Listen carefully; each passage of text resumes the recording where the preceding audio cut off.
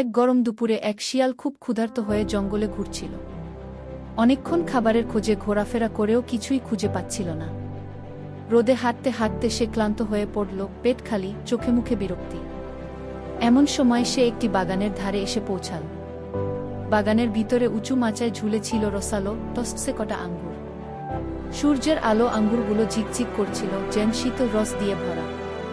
শিয়ালটি আনন্দে লাফিয়ে উঠল। এইবার বুঝি খাবার পেয়ে গেলাম, সে নিজেকে বলল। শিয়ালটি লাফ দিল, একবার, দুইবার, তিনবার, কিন্তু কিছুতেই আঙ্গুরের কাছে পৌঁছাতে পারল না।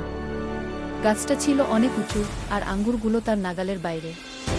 সে পাথরের উপর উঠে চেষ্টা করল, দৌড়ে এসে লাফ দিল, কিন্তু সব চেষ্টাই ব্যর্থ হল।